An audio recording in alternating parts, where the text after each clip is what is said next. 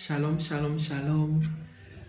Bien-aimés dans le Seigneur, je vous salue dans le nom de Jésus-Christ de Nazareth. Aujourd'hui, jour de gloire, jour de bonté, jour majestueux, jour inébranlable. Alors, lorsque Jésus est dans notre vie, on ne peut que le louer, on ne peut que le magnifier. Voilà, en ce jour, je viens vous parler du salut. Le salut. On a tendance à dire le salut, il est personnel. Le salut, chacun a son salut. Mais qu'est-ce que le salut? Qu'est-ce que le salut? Le salut, c'est pour nous les chrétiens quelque chose de vraiment important.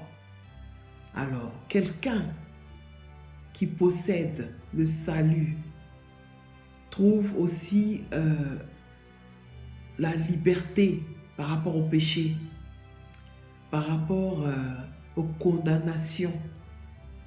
Et quand il va être libéré, ce qui va pouvoir lui permettre de pouvoir accéder au paradis. Alors, quand on parle de salut, qu'est-ce qu'on veut parler? On peut parler de quoi? Le salut, c'est la libération, c'est la délivrance. Vous comprenez? Dans la Bible, les prophètes ont donné des prophéties comme quoi il y avait une lumière qui allait venir dans ce monde. Et dans ces prophètes, il y a le prophète Ésaïe qui a dit que le rejeton viendra dans ce monde. Et le rejeton viendra pour libérer ce monde. Alors, celui qui viendra libérer ce monde, nous le savons, c'est Christ, la lumière, le vainqueur, le rédempteur, qui est celui qui est le libérateur, le consolateur, venu dans ce monde pour nous libérer de ce fardeau. Il a pris sur lui et il a fait un échange divin. Alors, nous les êtres humains, nous ne sommes pas fidèles dans tout ce que nous faisons. Mais Dieu, il est fidèle en tout ce qu'il fait. Il sait pourquoi il nous a créés. Il sait pourquoi nous sommes là. Mais si nous voulons vraiment comprendre ce mystère du salut, il faudrait que nous nous accrochions à la parole de Dieu. Car avant de dire que le salut est personnel, où je sais, où je vais, tout et tout, il faut se poser la question de savoir, est-ce que on a vraiment accepté Christ comme Seigneur, Sauveur personnel? Parce que c'est le Christ qui va venir nous donner ce salut-là. Ce salut-là vient de qui? Ça vient de la foi. Car Éphésiens 2, verset 8 dit, c'est par la foi que nous sommes sauvés. C'est par la foi que nous sommes sauvés. J'ai parlé précédemment de la foi, que j'ai dit la foi, c'est l'espérance des choses que l'on ne voit pas, mais ce qu'on espère. Comme je dis, on ne voit pas. Nous sommes des êtres humains. Nous, tout ce qu'on voit, c'est physique, c'est visuel. L'esprit de Dieu ne peut pas se voir, mais c'est quelque chose de mystérieux. Si on se dit qu'aujourd'hui, on a des soucis et on veut décrocher, on veut sortir de notre standard au quotidien, on ne sait pas comment faire pour joindre les deux bouts. Et on se dit, on va y arriver parce que peut-être qu'on travaille, mais le travail qu'on fait ne nous sied pas. Et on a envie d'aller dans un travail qui va peut-être nous rémunérer mieux que celui qu'on a. Mais on espère gagner mieux. Mais sachant qu'on ne sait pas comment cette espérance va venir, mais on croit à ça. Et on se dit, il faudrait qu'on s'accroche à quelque chose pour que cette chose-là va nous donner l'espoir.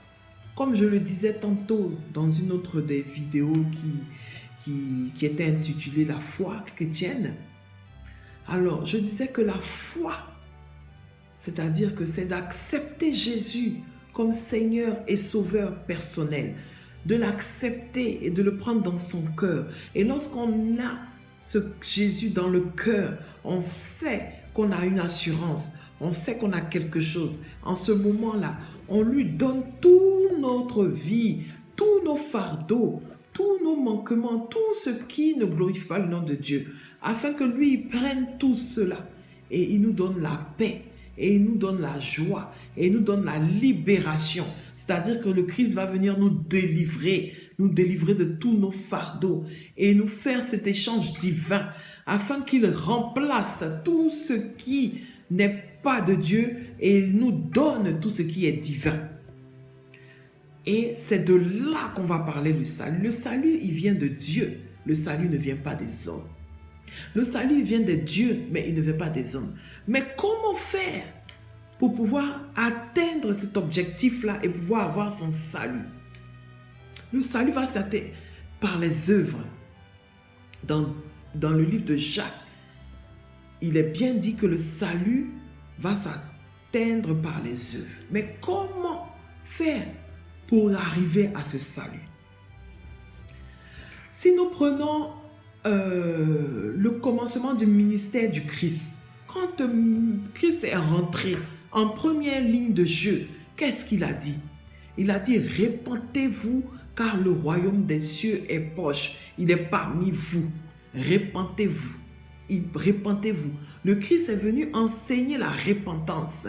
Le Christ n'est pas venu pour nous diviser ou pour nous dire, voilà ce que je veux que vous fassiez parce que c'est moi qui suis le Christ. Non, il est venu pour dire, répentez-vous. Parce qu'il y a un lourd fardeau qui pesait sur nous. Et ce lourd fardeau, c'est notre chair. La chair qui est corruptible, la chair qui est périssable, la chair qui nous met dans des gouffres inestimables. Sans la repentance, on ne peut pas aboutir à quoi que ce soit. Parce que c'est avec la repentance que nous allons être gagnés. C'est avec la repentance que nous pouvons marcher avec le Christ en sincérité de cœur et en esprit et en vérité. Parce que si on ne se répand pas, comment est-ce que nous voulons que Christ vienne nous délivrer pour qu'on puisse être libéré? Si on ne se répand pas, comment est-ce qu'on pourra être délivré? Parce que tout commence par la repentance de nos péchés, la repentance de tout ce que nous faisons.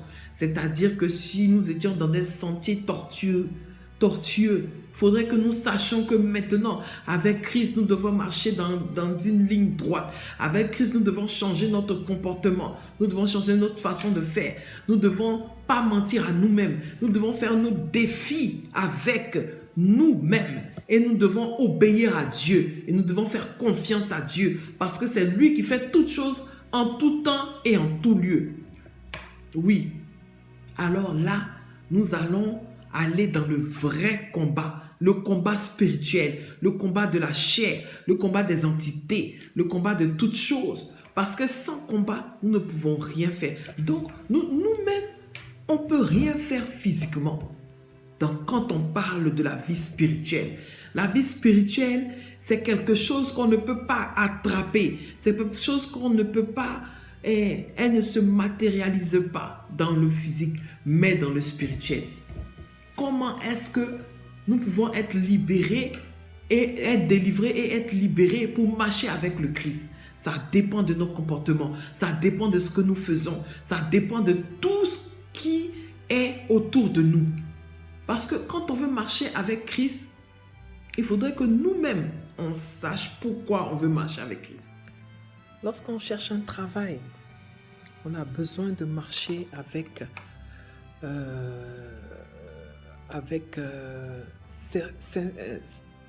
sérénité, parce qu'on se dit, on cherche un travail, on se dit, on a besoin de quelque chose, on se dit, on veut avoir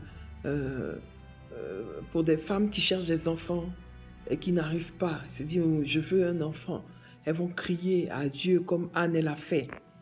Donc du coup, il faut toujours aller vers l'inconnu, aller vers ce que on espère, mais on ne sait pas. Est-ce qu'on va avoir, est-ce qu'on ne va pas avoir?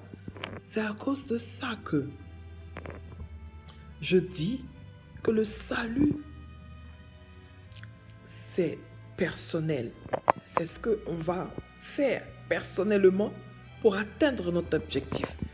Les lois et les préceptes que la Bible nous enseigne nous permettent de pouvoir marcher dans les pas du Seigneur. Il y a des commandements, il y a beaucoup de choses qu'il faut qu'on respecte et qu'il faut qu'on sache que lorsqu'on fera ça, certainement, on sera libéré et certainement, on acceptera le royaume des cieux en nous. Parce que Jésus a dit, répentez-vous et croyez à la bonne nouvelle. Car le royaume des proches est là. Le royaume des proches est parmi vous. Et c'est lui qui va faire que nous pouvons avoir cette délivrance et cette libération. La chair est faible. On a toujours des trucs qu'on fait. On ne se rend pas compte. On se dit, bon, aujourd'hui, j'ai fait cette bêtise-là, où vraiment, je sens que dans le fond intérieur, ce que j'ai fait, ce n'est pas bien. Mais je vais me répandre et je vais marcher, je vais crier à Dieu. Et il faut le faire perpétuer. Il ne faudrait pas que, voilà, quand on vient à Christ, le changement doit être radical, vraiment radical. Sinon, ça ne sert à rien. Ça ne sert à rien de dire que, oui, je suis chrétien, je vais à l'église. Non, il faut changer, il faut que radicalement, dans votre façon de faire de tous les jours, dans votre façon d'être, qu'il y ait un changement. Qu'on voit la maturité, qu'on voit la sagesse. C'est comme un enfant, quelqu'un qui est bébé, qui naît, il grandit et au fur et à mesure, on voit que l'évolution. Il faut une maturité. Et c'est comme ça que dans la spiritualité, la maturité va se faire. Il faut une maturité dans le spirituel. C'est-à-dire que quand on ne prie pas parce qu'on veut quelque chose, mais on prie pour un objectif bien donné et déterminé, afin qu'on puisse grandir en stature, avancer. Et que le Christ lui-même vienne. Et que par son esprit, il nous libère, il nous enseigne, il nous oriente, il nous donne la force et les atouts pour pouvoir être toujours à la tête et non à la queue. Pour pouvoir demeurer dans le bon combat. Pour pouvoir être toujours émerveillé, éveillé. Parce qu'il a dit de rester éveillé car on ne sait ni le moment, ni l'heure où il viendra. Nous sommes dans les derniers temps. Et dans ces temps, franchement, on voit tout et n'importe quoi. Le peuple va mal. La parole de Dieu déclare que dans les derniers temps, je répandrai de mon esprit sur toute chair. Les enfants prophétiseront. Et il va arriver à un moment où de mieux en mieux, on avancera. Mais de pire en pire, il y aura des calamités. Il y aura des épisodes qu'on a vécus avec le coronavirus qui n'est pas encore loin de nous, qui est toujours là et qui continue à sévir. Au fur et à mesure qu'on avance, la pandémie se répand et continue. Et qu'est-ce que sais-je encore? Qu'est-ce qui va venir? Dans les derniers temps, quand on prend le livre de l'Apocalypse, on nous montre bien que des choses vont se passer. Et c'est des choses qu'on ressent, mais on ne fait pas attention. On se dit, que Dieu est miséricordieux, donc du coup on fait ce qu'on veut. Non. Le temps est proche où il faudrait prendre conscience que le Christ est là. Il est déjà là. Et que le temps est arrivé, qu'il faut changer ses comportements, ses façons de faire, afin que le salut qui nous a été donné, nous le possédions, nous l'acceptons et nous marchons avec cela et que nous soyons fermes afin que nous soyons avec le Christ éternellement, pas simplement sur la terre, mais le jour que le Seigneur nous rappellera à lui, en ce moment, on se réjouira de tout ce qu'on a fait, de nos œuvres dans le Seigneur, parce que on a passé le temps à chercher le Seigneur en vérité, en esprit. Il faut le chercher, il faut être avec lui, il faut être passionné de Christ il faut être vraiment passionné. Il ne faut pas chercher le Christ parce qu'on a des problèmes. Il ne faut pas chercher le Christ parce que c'est sur le moment. Parce qu'on se dit que j'ai des problèmes, ça ne va pas. Je suis persécuté. On m'a parlé du Seigneur Jésus. Je veux le connaître. Mais quand on l'accepte et quand on veut le connaître, on reste avec lui, avec fermeté. On prie tous les jours. On demande au Seigneur de nous donner la victoire sur tous les plans de l'ennemi, de combattre le bon combat, afin que nous soyons toujours dans la boucle, afin que nous soyons toujours éveillés, afin que nous soyons toujours là.